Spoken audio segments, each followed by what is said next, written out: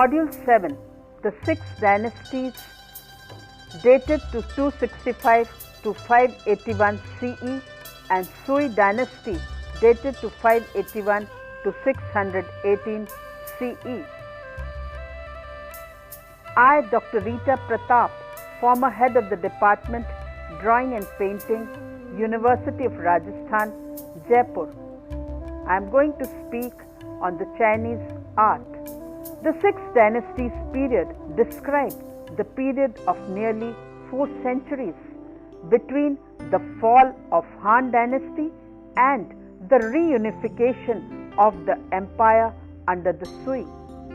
During the Six Dynasties period, Buddhism likewise became the great patron of the art.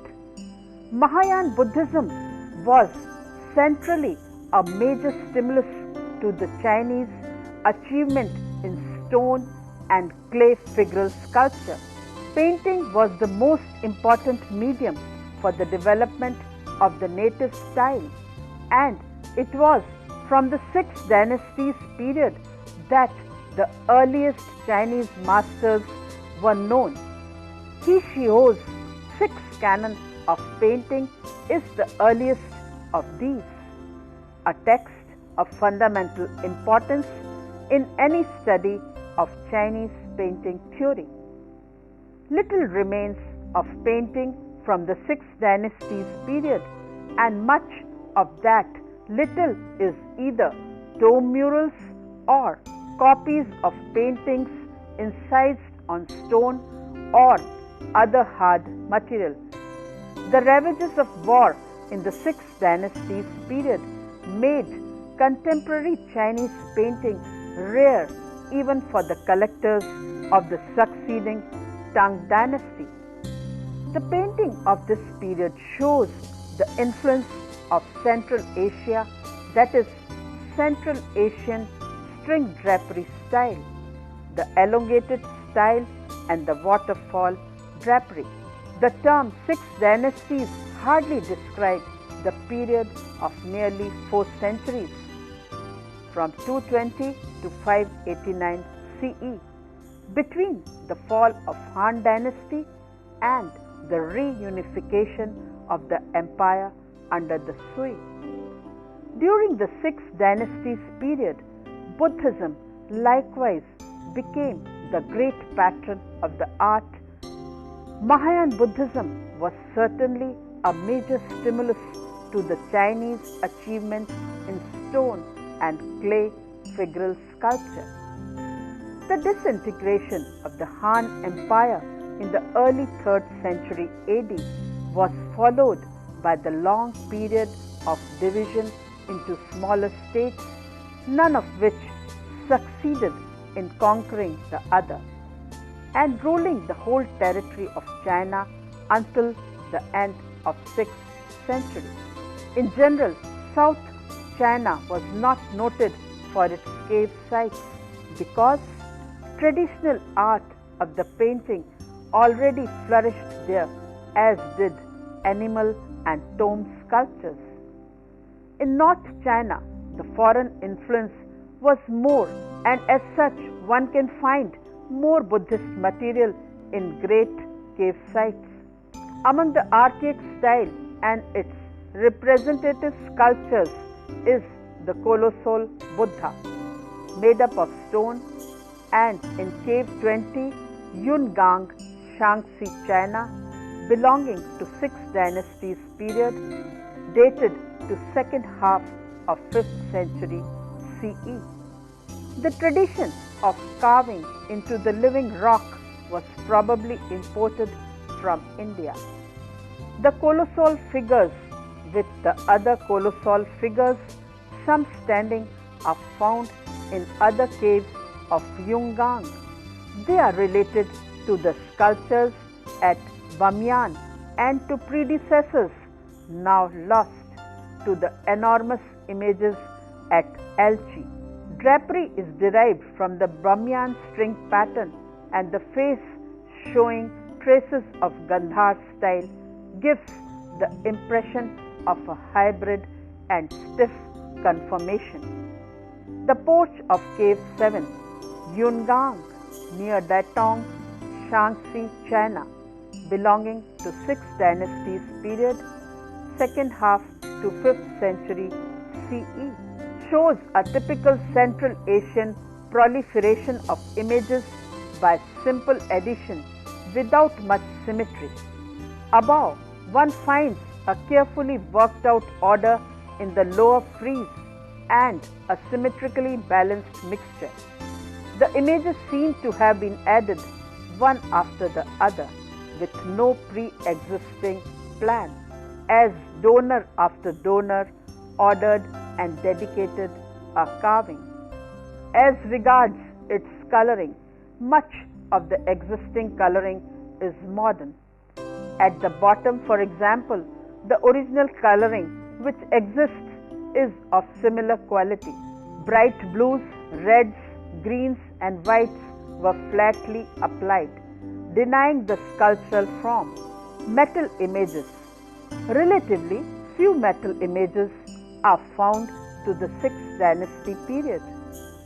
Shakyamuni seated on the lion throne.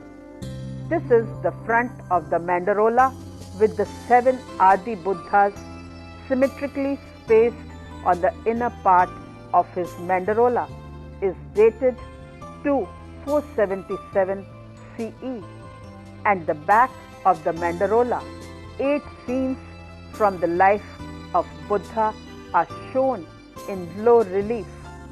It is a glint bronze belonging to 6 dynasties and at present in M-07 collection, Tokyo. These images combine the Chinese emphasis on linearity as seen in the flames of the Mandarola. Another example is of a Shakyamuni and Prabhu Ratna dated to 518 CE, made up of glint bronze belonging to 6 dynasties period and at present in the Musée Guimet, Paris. Here, 2 Buddhas, Shakyamuni, the historical Buddha, and Prabhu Ratna are seated side by side. The story of this scene is related in the Lotus Sutra. Shakyamuni, seated on Vulture Peak, had begun to expound the Buddhist law as it is presented in the Lotus Sutra. When a stupa appeared in the sky, Shakyamuni explained to the multitude that the stupa contained the relics of Prabhu Ratna, a Buddha who had achieved nirvana aeons before but had vowed to be present whenever the lotus law was being preached. Then Shakyamuni arose, stood in the sky and opened the stupa, revealing Prabhu Ratna. Shakyamuni sat down beside him and continued his discourse.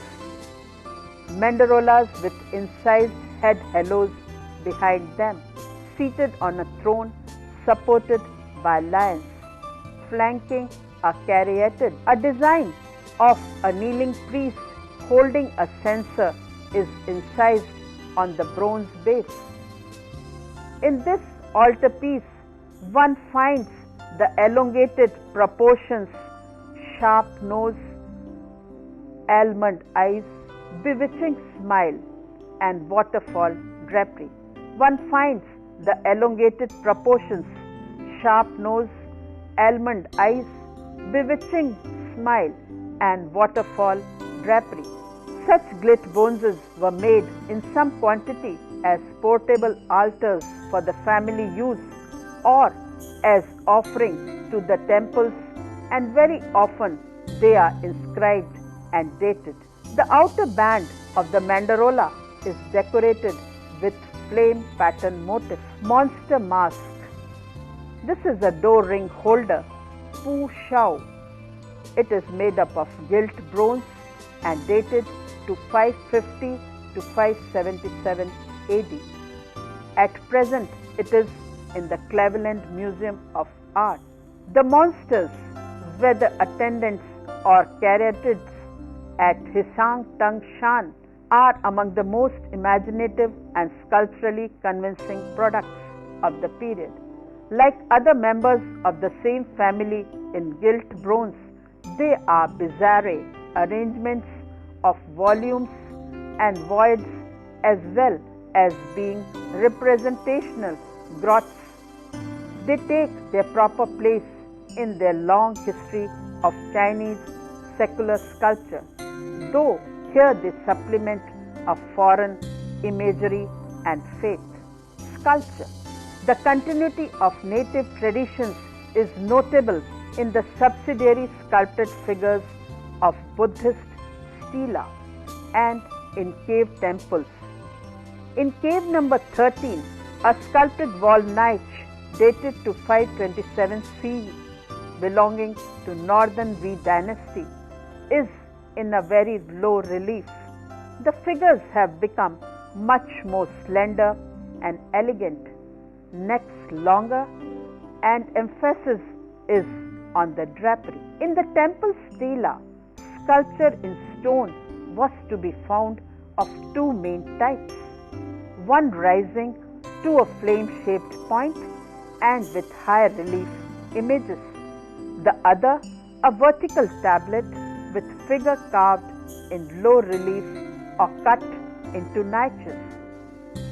An example of Shakyamuni triad dated to 537 CE.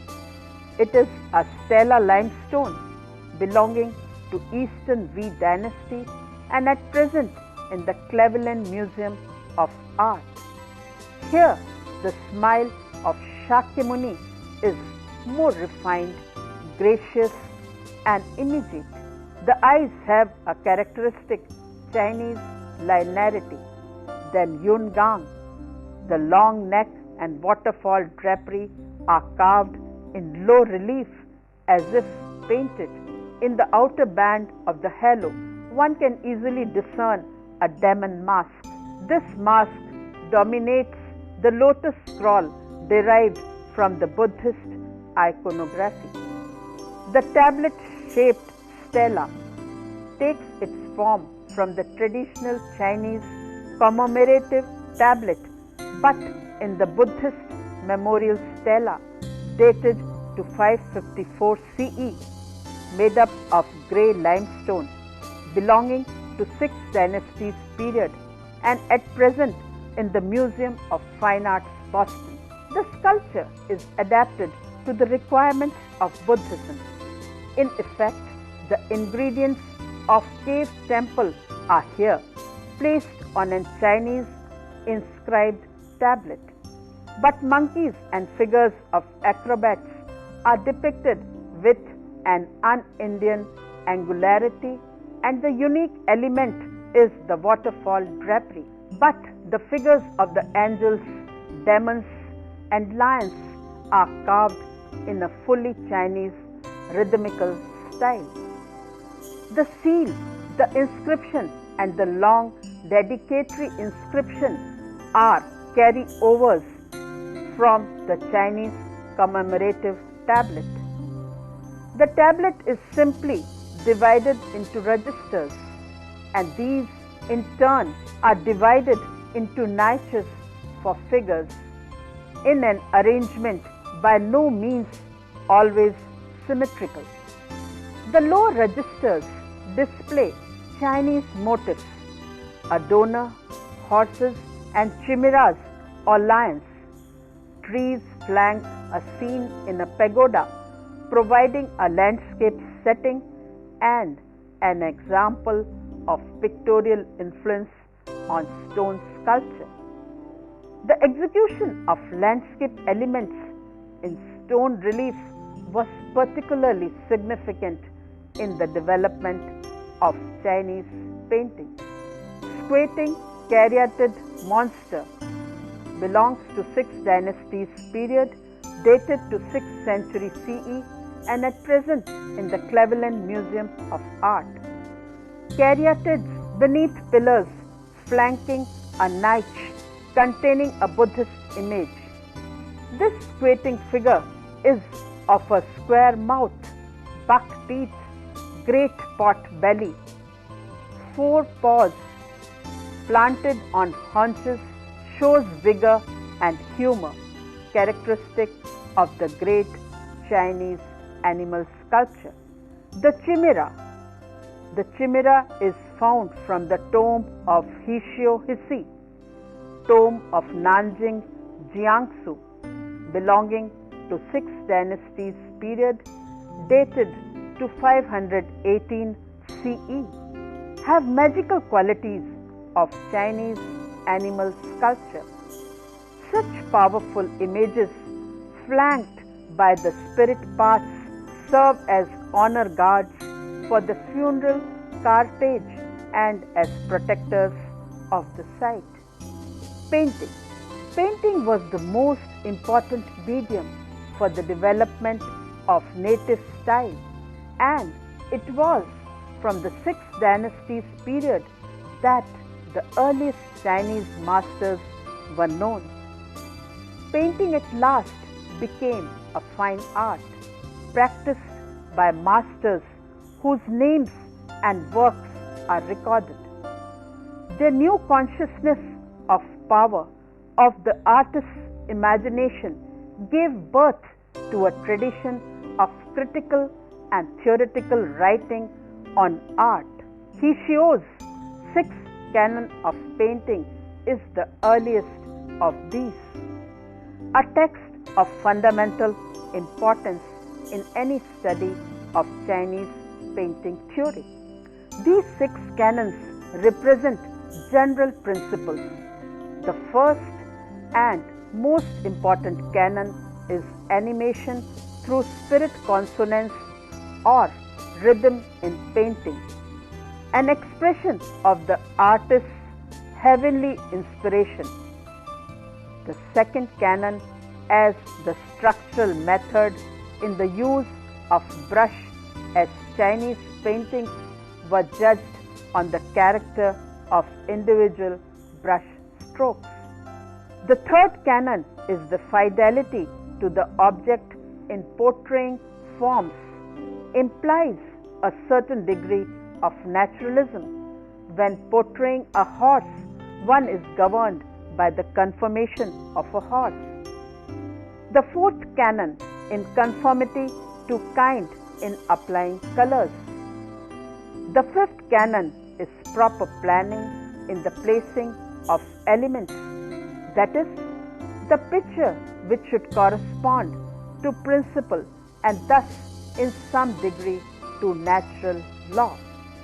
The sixth canon is transmission of experience of past in making copies. Little remains of paintings from the Six Dynasties period, and much that little is either tomb murals or copies of paintings incised on stone on other hard material. The ravages of war in the Six Dynasties period made contemporary Chinese painting rare even for collectors of the succeeding Tang dynasty. A few good copies in the style of these early masters and one painting that seems to breathe the very spirit is attributed to Gu Kai-chi. The subject of the painting is the instructress writing down her admonition for the benefit of two young ladies. This is the last scene from the admonition of the instructress to the ladies of the palace. It is a hand scroll painted on silk with ink and some color, mostly red with a little blue. It is at present in the British Museum, London. Iconographically, the picture is thoroughly Confucian. As the title suggests, it is a series of illustrations accompanying the text of a didactic poem of the 3rd century CE, setting forth rules of moral behavior proper to the court ladies of the early Six Dynasties period. The very word admonitions implies Confucian rectitude. At the end of the scroll, the moral tone is confirmed by the figure of the instructress holding a scroll of paper on which she writes, while the court ladies who are presumably to follow her precepts stand or kneel respectfully before her. The painting shows impressive liner mastery, particularly in the handling of the drapery, where the effect is one of swirling and fluttering movement. These females look like the tomb figurines of the early Six Dynasties period. The headgear is appropriate to the 4th century and the voluminous garments, rather square skulls, slightly pointed chins, noses, and sloping shoulders are completely of the period. In the scroll, the 3rd scene is the landscape with hunter. The 5th scene is a bed scene. The admonition scroll is extraordinary also in having one of the earliest representations of landscape in Chinese painting. Chang Sang-yu artist's painted hand scroll is of the 5 planets and 28 celestial constellations, now in the Abe collection in the Osaka Municipal Museum, illustrates the style of this master. The rainbow hues where line tends to disappear among the varied colors and only comes to the fore on the whites or in the hands or faces of figures. The calligraphy is formal and interesting. The Sui dynasty is dated to 581 to 680, was a dynasty of only 2 emperors, and in historical terms it echoed the situation in Qin and Han dynasty periods.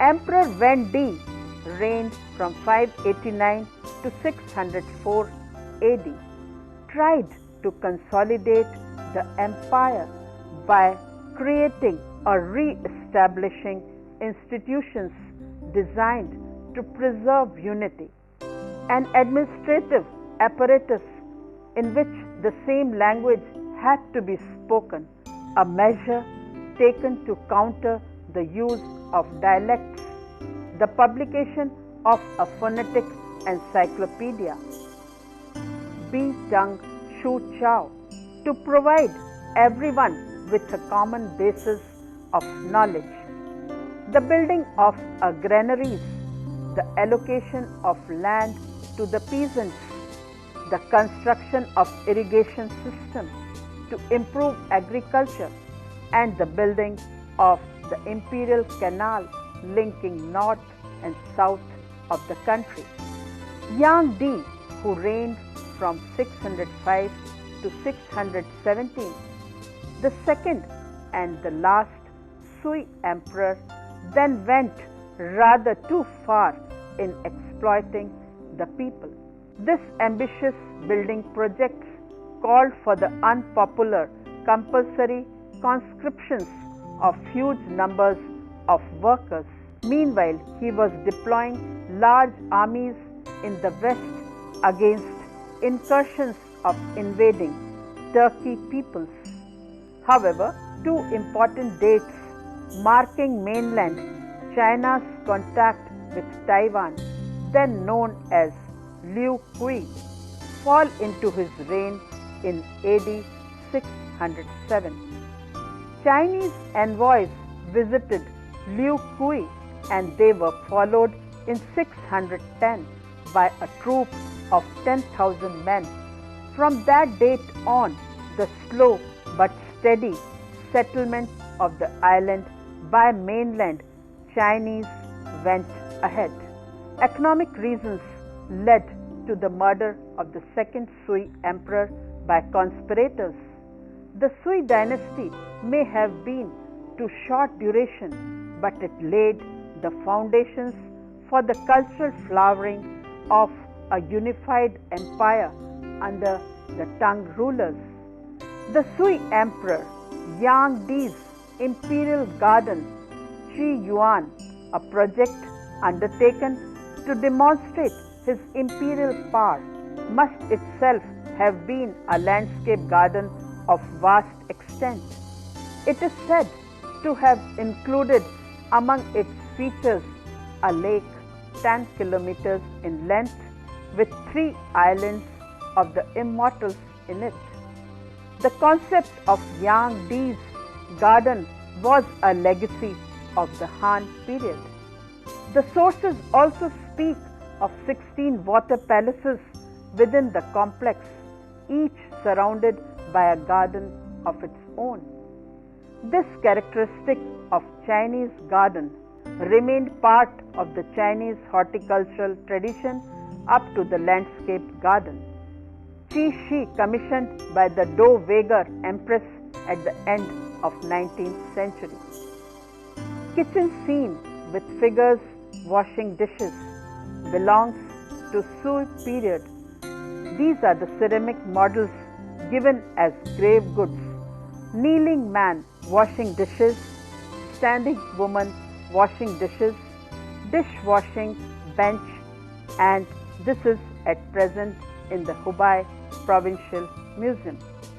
This replica of a scene from daily life clearly shows a kitchen servant and a woman washing dishes, as well as various household utensils. The group also contains an equally lifelike cook and his assistant who is lighting a fire, which is not shown. Both art and literature bear equivalent testimony to the culture of this period. Finds from tombs illustrate the continuity of the process whereby the Sui Dynasty rulers adopted the aesthetic ideas of their predecessors, in turn conveying them to their own successors. That continuity is reflected in both the paintings of the Sui period, although they are known to us only from the later copies and the ceramics that can be dated to this time. An example is of a saddled and bridled horse belonging to Sui Dynasty. This is a funerary ceramic model, pale green glaze on sand-colored base in the collection of SMBPK Museum, Berlin. The rich ornamentation on the horse, for instance, appears in a similar form on unglazed pieces of the Bibi period, and the pale green glaze may be of the same technological origin as the celadon glaze applied to items of southern manufacture. Various sculptures in stone and metal epitomize to unification of style that took place during the Sui Dynasty. A bronze Amitabh altarpiece in the Museum of Fine Arts, Boston, dated to 593 CE, represent the Buddha of the West. Amitabh seated beneath the jeweled tree of the Western paradise and attended by 2 disciples and 2 bodhisattvas. A pair of lions and a pair of guardians flank an incense burner directly in front of the Buddha.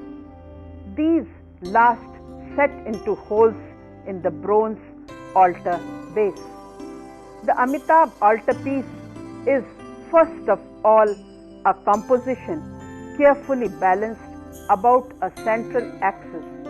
Individual figures show minor variations in pose, such as the inclination of the head of the bodhisattva on the right, but careful symmetry is the rule. The style is one of simplicity and restraint, with a harmony between the major and minor figures not formed in earlier composition. There is no longer a discrepancy between the iconography and style of the major Buddha images and the qualities of the attendant figure. And if the lions and guardians from the group, now in a private collection in Europe, were present, one could see the same unity of style in them as well. It is a mode based on the columnar style of the northern three dynasties, and from this great tongue style develops. But before we turn to the tongue international style, one has to examine the extension of the six dynastic styles into Japan.